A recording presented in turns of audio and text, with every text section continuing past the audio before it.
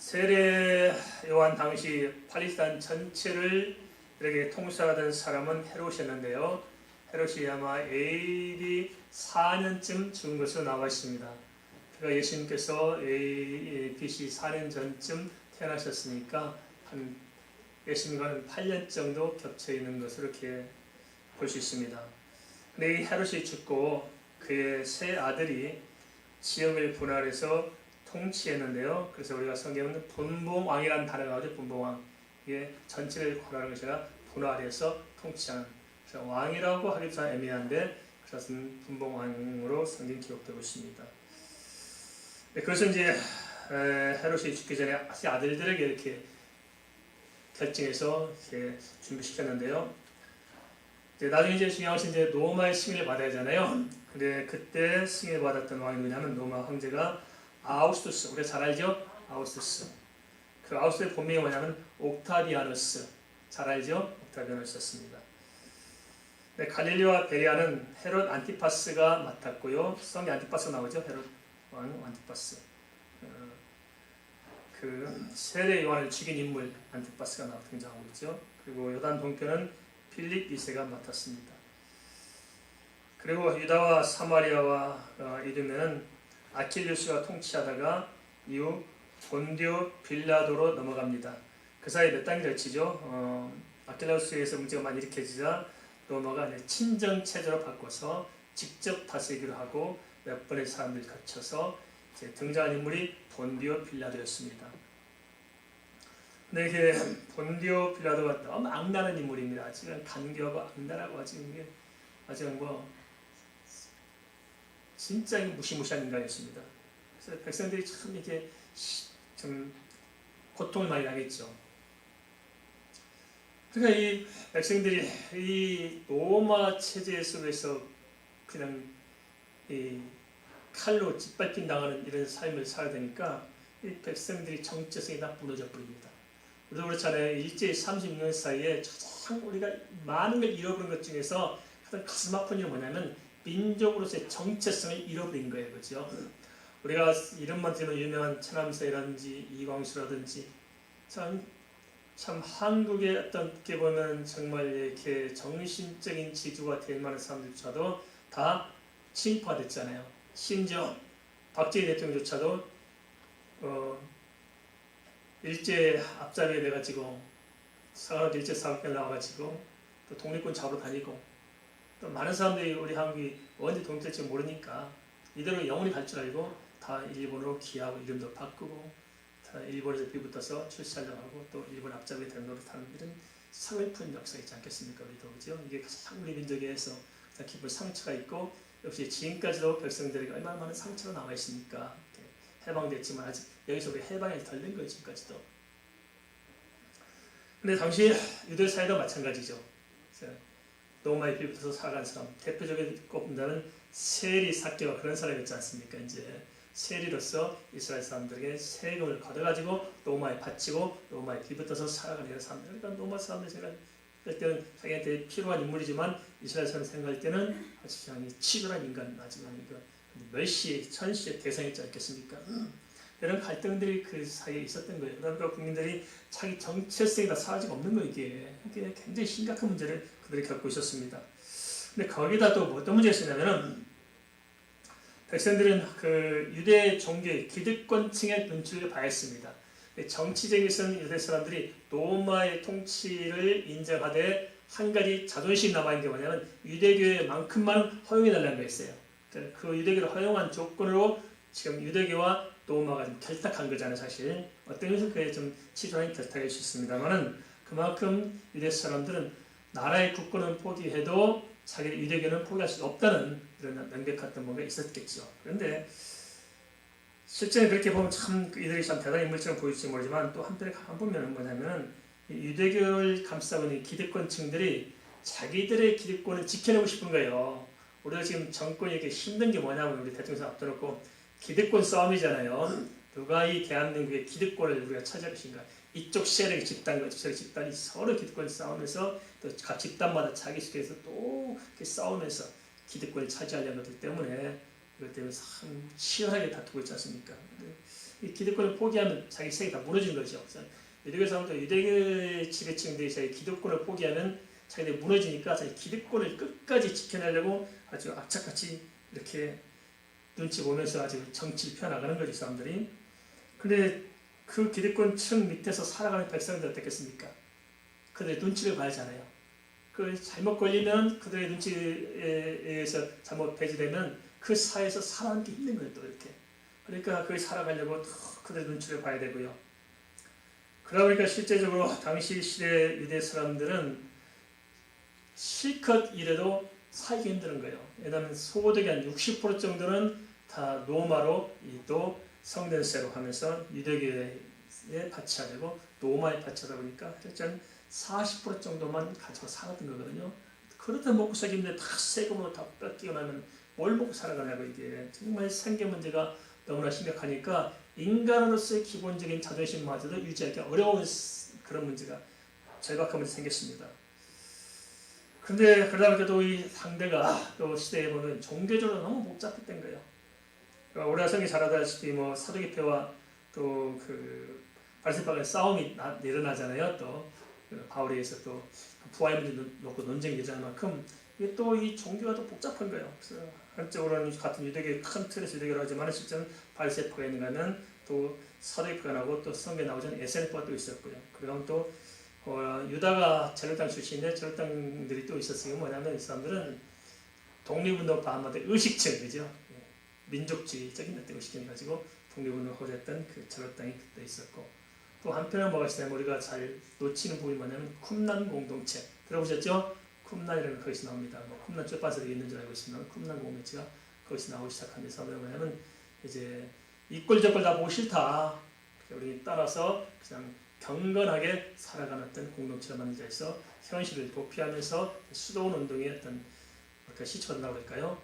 카톨릭 이후에 수도원 운동이 생겼잖아요. 그리고 기독교는 기도원 운동이 생겼고, 그래서 유대교 사회에서는 또 쿰란 공동체가 바로 이렇게 영성을 추구하는 그런 공동체가 별도로 있어서 이들은 현실 도피해서 사는 사람도 있었습니다.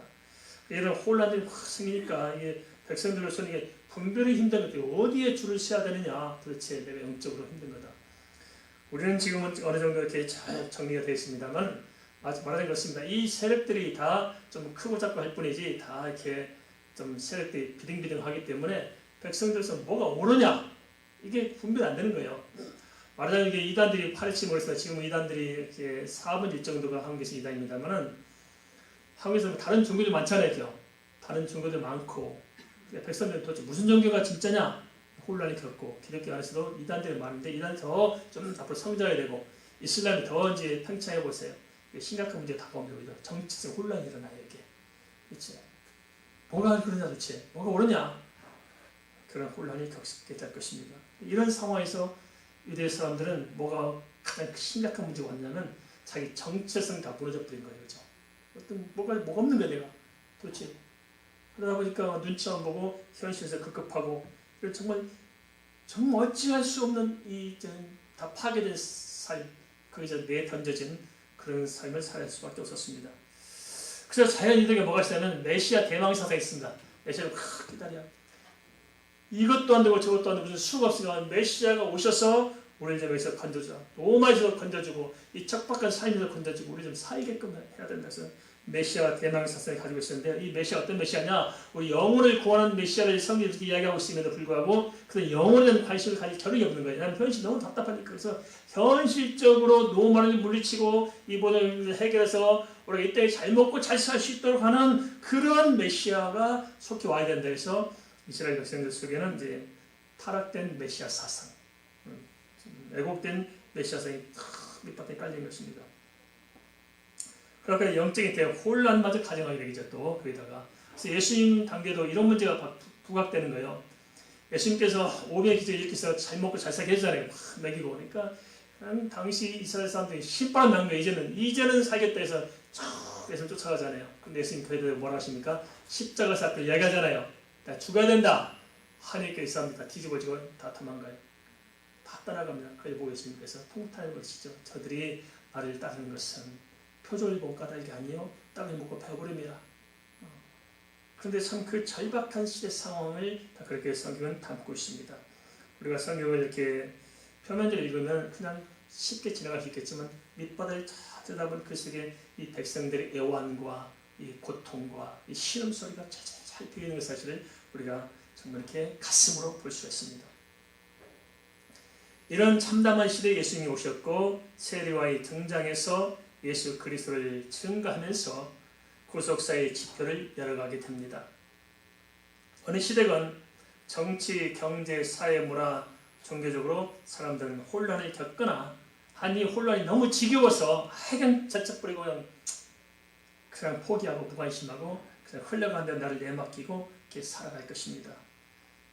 그런데 이런 것을 통해서 오히려 문제 해결된 것이 아니라 더 깊은 상처와 방황과 침륜을 겪게 되는데 문제가 아닌가 싶습니다. 예를 들어 보면 가끔 그렇습니다. 이렇게 한국 사람들은 유독 정치적이에요. 그래서 모였다는 정치 이야기가 많이 차지하죠. 수없이 정치, 또 이 대통령을 앞둬놓고 치열하게 싸우고 있는데 참 답답한 것은 그렇습니다. 이런 표면적인 일을 가지고 시시비비하면서 결국 중요한 사실을 다 놓쳐버린 것이 너무 안타깝다. 그리고 바라보는 관점들이 너무 이상하다. 뭔가 좀 우리는 크리스천으로서 이 시대를 바라보는 관점과 가치관과 통찰력이 다를 텐데 불구하고 다 팽개쳐버리고 세상 사람들처럼 줄을 서가지고 서로 대립하면서 교회를 망가뜨리는, 파기하고 세상 사람 시탄받게 만드는 너무 이런 것들이 마음이 아프지 않나 싶습니다. 그런데 우리가 자세하게 여기 있습니다. 그게 뭐냐면 이런 상황 속에서 결국 또 잃어버린 게 뭐냐? 우리 자신의 정체성을 잃어버리지만 정체성 그 밑바닥에 있는 게 뭐냐 하는 데서 우리가 좀 시각이 좀 열려 한다는 것입니다. 그게 뭐냐? 우리가 바로 영적인 방황을 하고 있다는 거예요. 영적으로 갈 길을 못 찾아내고 방황한다. 가만 보면 오늘날 이 시대 교회도 비슷하다. 도대체 교회가 우리 크리스찬이 어디를 향해서 어떻게 가야 하는가 하는 것에 대해서 정확한 방향성을 상실하고 있다. 왜 방향성을 상실하느냐? 현재 우리의 정체성, 우리가 가지고 있는 우리의 포지션 자체에 대해서 우리가 정립이 되어 있지 않기 때문에 우리가 어디로 가야 될지 모르는 거예요. 출발 선상이 어딘지 모르는데 갈 방향이 있을 수 있겠느냐? 현재 우리는 이런 문제에 직면하지 않겠나 싶습니다. 당시 이스라엘 백성들이 그랬습니다. 로마와 유대교라는 기득권층에 시달리면서 백성들은 어떤 길을 잃고 그냥 다만 그냥 나 좀 먹고 살게 해주고 그냥 로마에 짓밟히지 않게 해주고 저 유대교 저들에서 좀 어떻게 좀 살아남을 수 있으면 좋겠다 하는, 그래서 현실적이고 기복적인 메시아 대망의 사상이 일어나기 시작한 것입니다. 오늘날도 그렇지 않을까요? 그래서 우리가 기복주의 신앙에 빠집니다. 이것저것 다시 귀찮다.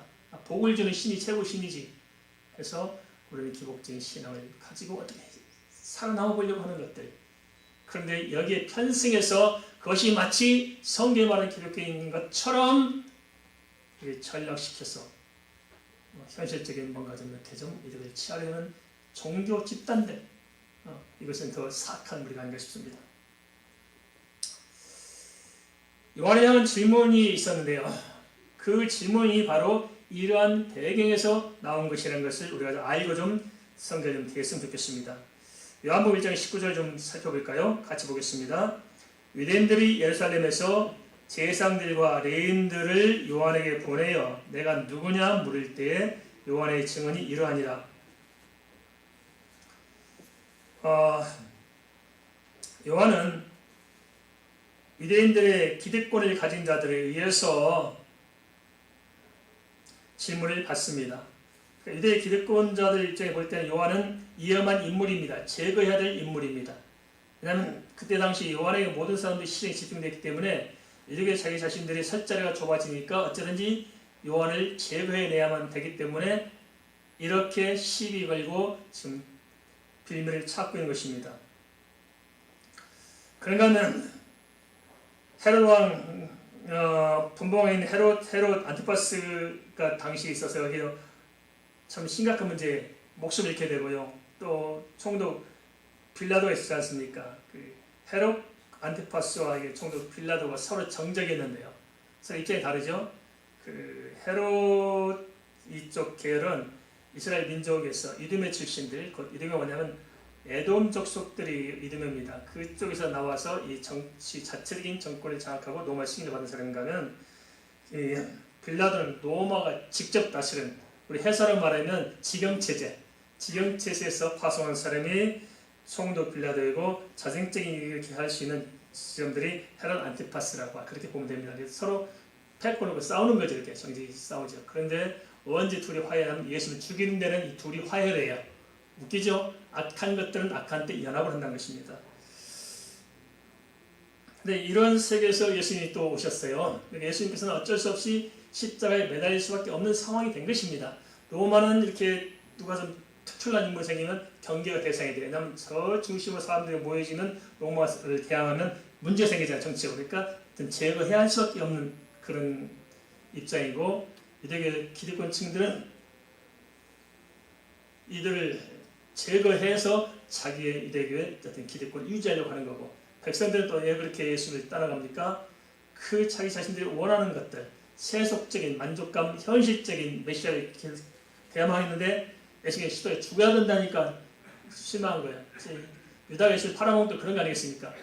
유다가 자율당 출신으로서 이 현실적인 문제에 대안으로서 어떤 예수 그리스도 정치적 인물 어떤 해서 강력한 어떤 힘을 가지고 로마를 대항해서 해결하려고 했는데 예수님께서 십자가 소리하고 그러니까 내가 이게 속은 줄 알고 그냥 팔아먹는 거예요. 이게. 그럼 나중에 깨닫게 되지 않겠습니까? 너는 누구냐? 이런 질문을 가지고 좀 공격해 들어오는데요.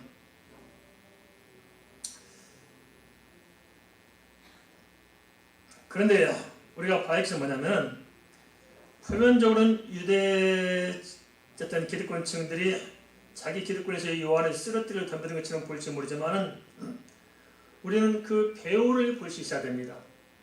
우리 크리스천들은 표면적인 것을 보면은 이게 안 됩니다. 표면적인 것도 정확히 봐야겠지만 표면 그 배우에 있는 것이 참 중요합니다. 배우에 있는 것들. 그걸 통찰할 수 있어야 됩니다. 이 사건을 통해서 우리는 요단강에서 세례 베풀던 세례 요한 역시도 세례 베푸는 그 표면적인 일로 인해서 문제가 벌어진 것처럼 보일지 모르지만은 사실은 그 배우는 사단의 전략이 깔려 있는 것입니다. 뭐냐? 지금 요한이 예수님을 증거하게 되니까 사단은 그 꼴을 못 봐서 끊어내고 막아야 될 수밖에 없으니까 저들을 충동해서 다가오는 것입니다. 그것을 봐야 된다는 것이죠. 그래서 결국 모든 인생사의 크다는 문제는 영적인 문제로 기결되어진다는 사실들을 알자는 것입니다. 그게 무슨 말이냐? 눈에 보이는 것 때문에 그런 것이 아니고 그 배우의 영적인 문제가 있다. 그래서 삶이라는 것은, 크리스찬 특별한 삶은 영적인 전쟁이다. 동의하십니까? 영적인 전쟁을 것을 봐야 된다. 내가 건강 문제 왔다. 단순한 건강 문제가 아니라 그 건강 문제 배우에 있는 영적인 시각을 바라봐야 되고, 물질 문제, 인간관계, 특별히 이런 문제들, 특별히 영적인 어떤 일들, 이런 것들은 특별히 그 배우에 있는 세력을 우리가 정확하게 볼 수 있어야 된다. 영적인 시험 든다. 누가 나한테 무슨 말 하니까 기분 나쁘다. 이게 아니고, 그런 것을 통해서 지금 내 자신에게 역사하는 사단의 세력을 보고 내 영적인 관점에서 이 문제를 풀어낼 수 있는 그런 안목이 우리에게 있어야 한다는 것이죠. 이런 문제를 풀기 위해서 필요한 건 뭐냐? 그것은 무엇보다 중요한 것이 뭐냐? 우리 요한을 통해서 보겠습니다만은 영적인 정체성이 분명해야 된다. 무엇이 분명해야 된다고요? 정체성. 그렇습니다. 내가 누구냐 하는 내 자신의 영적인 정체성이 분명해야, 오늘의 포지션이 분명해야 정확한 포지션에서 내가 사방팔방보다도 정확한 분별이 되는 것이고, 영적인 포지션이 정확해야 내가 방향성을 찾아낼 수 있는 것이지, 내가 딴 데가 있으면, 생각이 잘못됐으면 모든 게 보여지는 것이 다 그렇게 보여져서 결론이 엉뚱하게 맺어질 수 있다는 것입니다. 그런데 세례 요한은 이런 점이 참 명확했습니다. 요한복음 1장 29절을 보면 잘 알 수 있습니다. 같이 볼까요? 요한복음 1장 29절. 이튿날 요한이 예수께서 자기의 나오심을 보고 이르되 보라, 세상 죄를 지워하는 하나님의 어린 양이로다. 요한은 예수 그리스도를 정확히 알고 정확히 증거했는데, 그 이유가 뭐냐? 요한은 내 자신의 포지션을 정확히 가지고 있었던 것입니다. 뭐냐? 내가 도대체 누구냐? 나는 하나님 앞에서 부름받은 하나님의 귀한 삶을 가지고 이 시대를 살아가면서 오실 메시아를 증언할 그 자리에 서 있지 않는 사실들을 요한도가 잘 알고 있었기 때문에 그 자리에서 세상에 누가 뭘 하든지 뭐라고 내게 시비하든지 거기에 빠지지 않고 누구를 바라봤어요? 그리스도를 바라보고 그리스도를 증거하는 그 자리를 지켜낼 수가 있었던 것입니다. 이게 정확한 포지션으로부터 시작되는 것이죠. 그렇기 때문에 요한은 자신의 중심이 흔들리지 않았던 것입니다. 우리도 그 중심을 잘 지켜냈으면 좋겠습니다. 성도의 중심이 너무 자주 흔들려요. 그죠? 자주 흔들려요. 조금만 바람만 불면 흔들리고 자리 잡아지고 그러면 안 됩니다. 중심을 분명히 지켜내야 됩니다. 흔들리지 마시기 바랍니다. 중심을 잘 잡아야 돼요. 중심이 흔들리기 시작하면 분별이 사라질 수 없습니다. 그래서 뭐가 옳은지 알 수가 없어요. 옳다고 하는 것마다 하나님 편에 볼 때는 다 엉뚱한 일을 범무하는 것이 바로 중심 자체가 문제가 있기 때문에 그렇습니다. 오늘날도 앞으로 또 가면 갈수록 사단은 세상의 정치, 경제, 종교의 힘을 이용해서 우리의 신앙을 공격해 올 것입니다. 우리는 것이 정치적 문제인 줄 알고 또는 경제적 문제인 줄 알고 또는 종교적 문제인 줄 알고 있지만 아닙니다. 사단은 그 배후의 어떤 다른 것을 가지고 그런 것을 빙자해서 우리에게 파고 들어오는데 우리는 표면적인 것만 보기 때문에 쉽사리 무너질 수 있고 그것이 결국 무엇을 내지냐면 우리의 신앙을 뺏어가는 것으로 기결되어진다는 사실을 알라는 것입니다. 그래서 우리가 중심을 바로 할 필요가 있다는 것이 바로 이런 관점에서 다시 생각해야 한다는 것이죠. 그런 상황에서 요한은 하나님 앞에 내가 누구인가 하는 것을 명확히 밝힙니다. 요한복음 1장 20절 21절 같이 봅니다. 요한복음 1장 20절에서 21절 요한이 드러내 말하고 숨기지 아니하니 드러내 하는 말이 나는 그리스도가 아니란데 또 묻되 그러면 누구냐 내가 엘리야냐 이르되 나는 아니라 또 묻되 내가 그 선자냐 대답하되 아니라. 이들은 이런 걸 가지고 비밀을 책 잡을 것을 가지고 자꾸 이렇게 시비거리 만들어내잖아요. 말대로 잘못하면 책 잡으려고요. 근데 요한은 그런 걸 떠나서 하나님의 자신의 양심을 고백합니다. 나는 그리스도도 아니요 엘리야도 아니요 선자도 아니다 하는 것을 명확히 밝힙니다. 세상의 평판이나 어떤 세상의 어떤 위협이나 핍박과 유혹에도 굴하지 않고 하나님 앞에서 택함 받은 내 길을 묵묵히 가는 사람의 모습을 우리는 여기서 지켜보고 있답니다. 우리 크리스천들이 참 조심할 부분이 있습니다. 두 가지 때문에 우리는 자꾸 이렇게 빛나기 시작하는데요. 하나는 교만합니다. 하나는 강박해져요. 정말 예수 믿는 사람에게서는 늘 말씀드린다면 정말 그 사람의 인격과 삶을 통해서 신앙이 드러나게 되어 있는데요. 인격적 문제를 다시 생각한다면 예수님을 닮게 되어 있어요. 예수 믿는 사람들은. 예수님이 어떤 모습이었다고요? 예수님은 나는 온유하고 겸손하다고 말씀하고 있습니다. 그래서 진짜 예수 믿는 사람들은 어떤 상황이든지 온유해야 되고 겸손함을 잃지 말아야 됩니다. 겸손이 뭡니까? 바로 이겁니다. 하나님 앞에서 내 자신을 정확하게 이렇게 포식을 잡는 것이 겸손입니다. 우리는 겸손 어떻게 이해하고 있습니까? 이것 좀 하면 안 될까요? 난 못해요. 이것 좀 하시고, 아니 그것도 못해요. 그러면 뭐 사흘 밥도 못 먹는 사람처럼 힘 빼고 이러고 다니는 것이 참 겸손한 그런 것은 외식이라고 해요. 외식. 알겠습니까? 외식. 외식을 빨리 벗어던지고 주위에서 나를 던져야 됩니다. 동의하십니까? 그게 겸손인 거예요. 주께 나를 내 인생도 주께 던져놓고 내 삶도 던져놓고 주를 탁 붙잡고 주를 쫓아가는 그게 겸손인 거지요. 예수님한테 파닥파닥 뛰어야 됩니다. 낚시하시면 알죠. 생선 잡으라고 어떻게 생선이 파닥 뛰죠. 그게 예수님의 사람들은 모셔야 될 것입니다. 그게 진짜 믿음으로 겸손한 모습이죠. 근데 요한은 이렇게 자기를 묵묵히 갈 수 있을까요? 누가 뭐라도 요동하지 않고 자기를 가고 있었습니다. 저도 가끔 그런 말을 합니다. 그래서 며칠 하다 많은 어려움이 있다. 그렇지만 걔가 지는다고 열차가 다니다 멈춰서 시비하고 하고 닭이 운다고 또 열차 가던 열차 멈춰놓고 할 수 있어요? 그럴 필요가 없습니다. 닭이 울건 걔가 짖건 비가 오건 눈이 오건 철로를 따라 열차는 가는 것입니다. 할렐루야! 우리 교회도 마찬가지입니다. 우리의 삶은 가는 거예요. 누가 말하든 간에 가는 겁니다. 가면서 해결해야 되는 것이 열차가 멈춰놓고 해결하고 가려고 아닙니다. 가는 거예요. 그게 바로 묵묵히 내 길을 가는 것입니다. 우리는 요한을 통해서 이런 모습을 보게 됩니다. 그럼 요한은 어떻게 그것이 가능했을까요? 그것은 요한은 내가 누구인지, 정말 내가 기다린 주님이 누구인지, 내 사명이 무엇인지, 그것을 분명히 알고 사실 영적인 정체성을 분명히 세우고 살았던 것입니다. 그래서 요한은 그것이 가능한 거죠. 삶 현장에서 우리가 부딪히는 문제도 다양할 수 있습니다. 그렇지만 본질은 뭐냐? 피상적인 눈에 드러나는 문제, 현실의 문제가 본질이 아니고 정말 영적인 깊이 감춰진 그것이 바로 본질이다.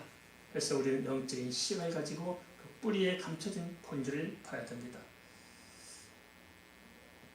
결국 우리가 부딪히는 문제는 그래서 내 믿음을 지킬 수 있느냐 지키지 못하느냐 그 싸움이 될 것입니다. 어떤 상황이든지 내가 믿음을 붙들고 가는 자, 그런 사람에게 소망인 줄 믿습니다. 세례요한처럼 나는 누구인가, 내 삶은 무엇인가 하는 최소한의 영적인 정체성을 분명히 할 때 우리는 세상에 휘둘리지 않을 수가 있을 것입니다. 그렇다면 나의 정체성을 어떻게 세워갈 수 있을까? 요한을 요한으로 만든 것은 무엇일까요? 무엇이 요한을 그런 인물로 만들었을까요? 그것은 다름이 아니라 요한이 붙들고 있었던, 결코 놓치지 않았던 그의 사명에 있었을 것입니다. 그래서 마태복음 11장 11절에서 예수님께서는 이렇게 말씀하십니다. 여자가 낳은 자 중에서 요한보다 큰 이가 일어남이 없다. 그 무수한 위대한 인물들 다 제껴놓고 예수님께서는 세례요한이 여자가 낳은 자 중에서 가장 큰 자라고 말씀하고 있습니다. 왜 그렇게 말씀하실까요? 그것은 요한이 가지고 있는 그 사명의 독특성이 있었습니다. 그것은 뭐냐? 많은 구약의 인물들도 오실 메시아기를 예배했지만은 요한은 직접 예수 앞에서 예수님 오신 길을 예비하고 예수님을 세상에 드러내는 그 일을 요한이 맡고 있었기 때문에 그렇습니다.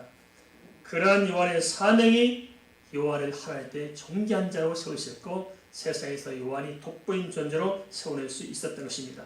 그 사명이 요한을 강하게 했고 그 사명이 요한을 지혜롭게 만들었고 그 사명이 요한이 요한답도록 만들어줬다는 것입니다.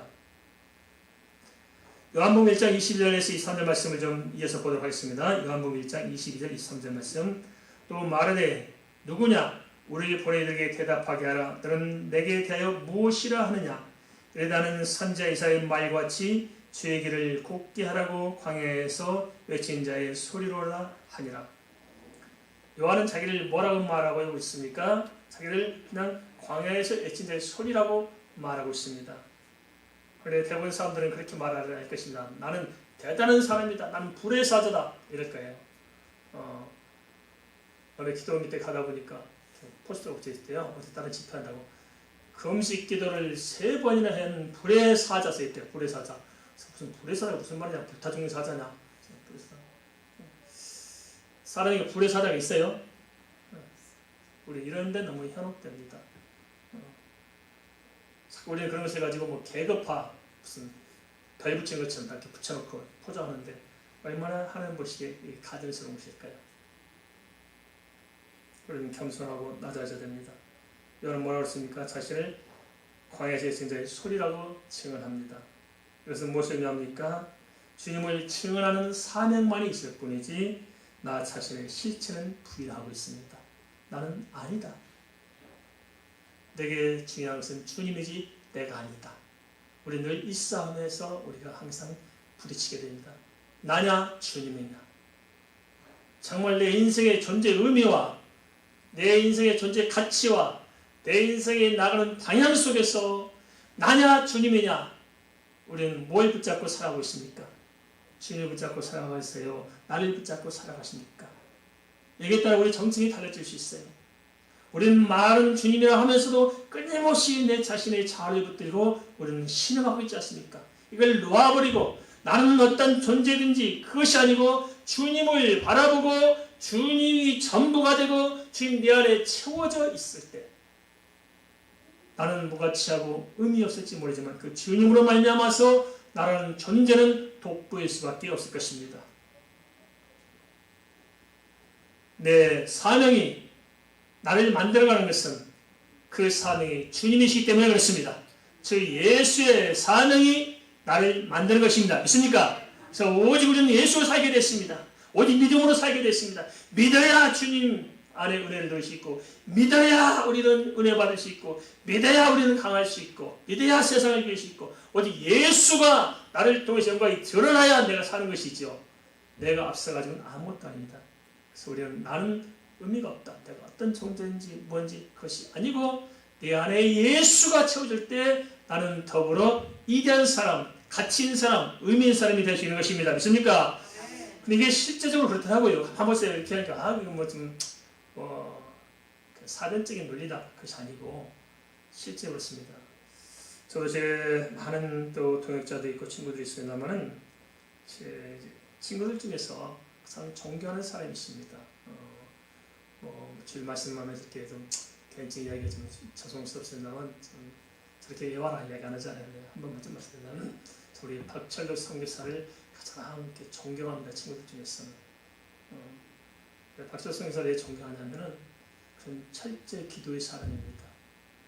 철저히 눈 뜨면 기도하고 틈나면 기도하고 늘 기도하며 금식을 가지고 밥 먹다면서 늘 하나님께 무릎 꿇고 기도하고 그래가지고 한 생을 살아왔습니다.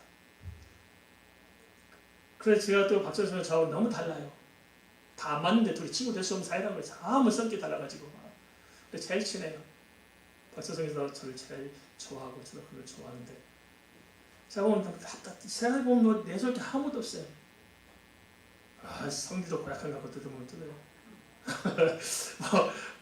이게 좀 보통 게 그래 사람적인 관점 보면 뭐 그래요. 그런데 아니에요. 사람들이 갖지 못하고 알지 못하는 것이 비밀한 것이 너무나 풍성해. 뭘 풍성하냐? 박사가 투들 타면 예수만 쏟아져요. 철저히 하나님 중심, 철저히 준명하고 근데 사모님 다시 졌다 했다. 얼마나 순수하고 얼마나 진실하고 거짓이 없고 주님에서는 자기를 던졌는지 정말 완벽하게 주님한테 자기를 헌신하고 던져버려요. 생명에 던져요. 그렇기 때문에 그냥 패가 다 망할지 모르고 그 뜨거운 지역에서 한생에 방글라데시 그 선교에서 살다가 지금 이런 문제를 당하고 있습니다. 성도도 그렇더라고요.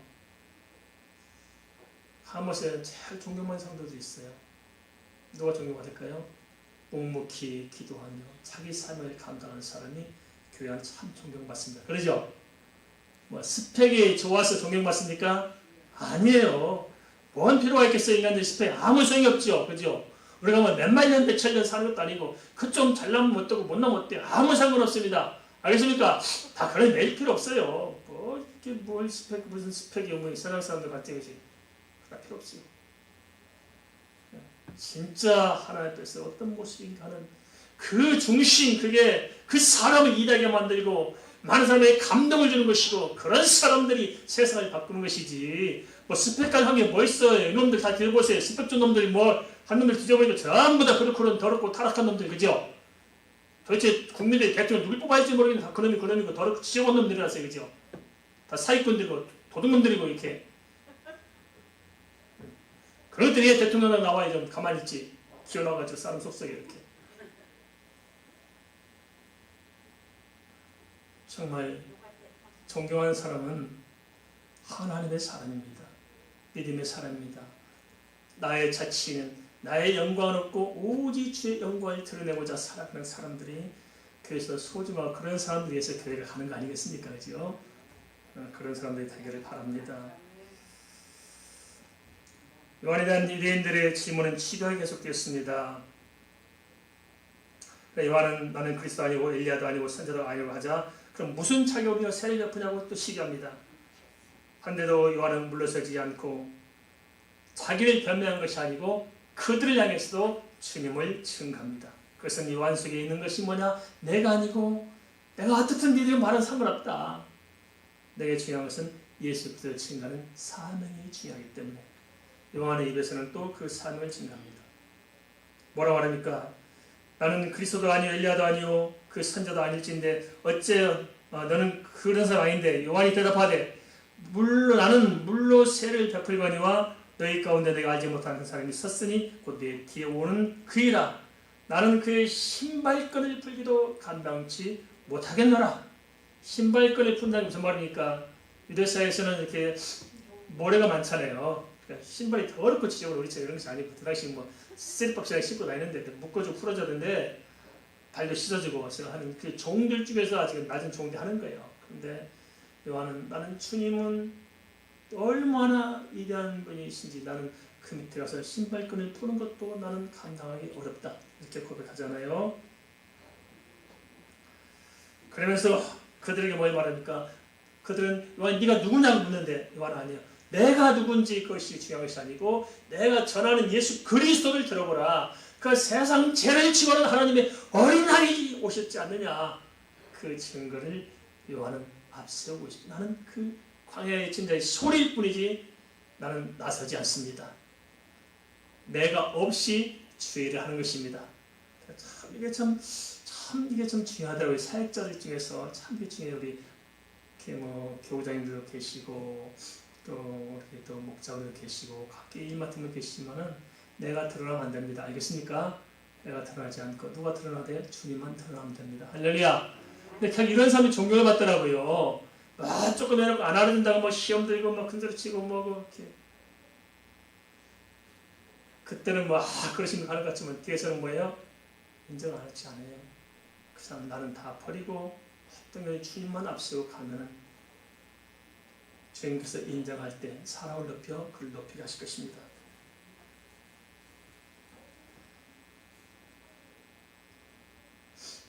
그런데 우리는 세상 사람들의 평가에 너무 민감합니다. 중요한 것은 주님이 나에게 대해서 뭐라 말씀하시는가가 아닌가 싶습니다. 우리는 항상 주님 만날 그 자리를 잊어버리면 안 됩니다. 알겠습니까? 내 인생을 다 마치고 주님 나라에 가서 주님 앞에 섰을 때에 허물이 없어야 우리가 제대로 인생을 사는 거 아니겠습니까? 그 자리를 놓치면 안 됩니다. 그런데 우리가 예로체요 내 자신의 정체성이 불안한 거예요. 안 잡혀 있는 거예요. 영적으로 내 자신이 바로 서 있지 못하는 거예요. 그래서 막 호적거리다가 결국 주님 나라에 가서 부끄러움을 당하시지 않겠습니까? 후회하시지 않겠습니까? 아쉽지 않겠습니까?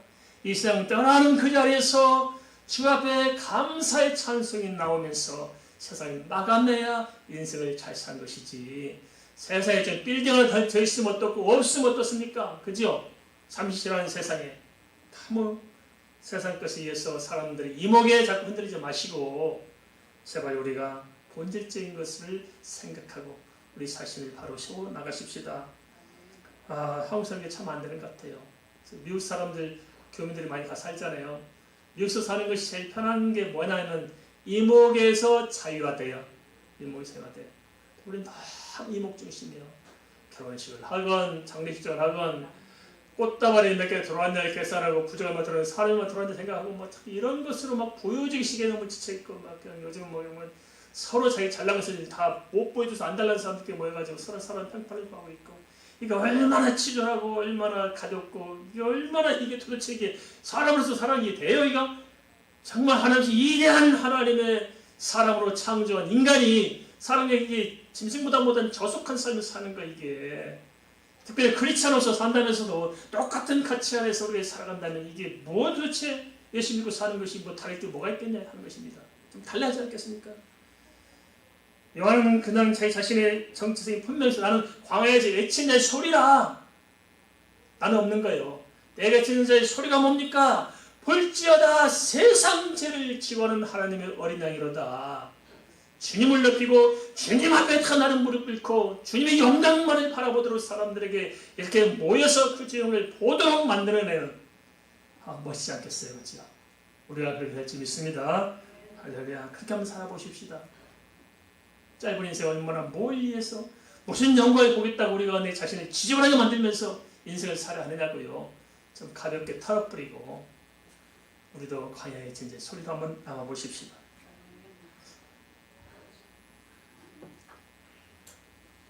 마지막으로 요한복음 1장 28절에 좀 같이 공독하겠습니다. 이 일은 요한이 세례를 베풀던 곳 요단강 건너편은 베다니에서 일어난 일이라. 세례 요한은 요단강 건너편에서 세례 베푸는 일을 통해서 오실 메시아를 증언하기 위해서 기다리며 살아왔고 또 그분을 증언했습니다. 그리고 그 삶을 고스란히 감당하고자 자신의 생애를 마치게 됩니다. 요한 역시 짧은 생애를 살다가 갔습니다. 그렇지만 성경이 요한의 삶을 통해서 다양하게 시사해 주지만 그 중에서 무엇보다도 그 요한이 품고 있었던 그 영적인 믿음의 정체성을 오늘 우리에게 보여주고 있습니다. 어느 시대든 삶의 현장에는 다양한 일들이 벌어지고 또 다양한 문제가 산재해 있을 것입니다. 그럴지라도 중요한 것은 우리의 정체성을 잃어버리지 않고 정확한 자리에서 하나하나 정확히 하나님 앞에서 우리가 우리 삶을 풀어내야 할 줄 믿습니다. 그것이 중요하지 않겠습니까? 성령 하나님께 귀하게 쓰임받은 인물들은 하나같이 하나님과 나와 세상에서 내 자신의 영적인 정체성을 바로 세웠던 사람들입니다. 오늘 이 마지막 시대도 이런 사람들을 통해서 하나님께서는 주의 일들을 마무리해 가실 것입니다. 그래서 우리가 무엇보다도 하나님께서 내 자신과 또 다른 사람들과 또 이 모든 세상 속에서 내가 누군가 하는 나의 정체성을 다시 좀 우리가 좀 고민해보고 그 요한을 통해서 내 자신들을 좀 거울로 삼아 비춰보면서 우리의 영적인 신분을 좀 바로 세워나가길 주의 이름으로 축원을 드립니다.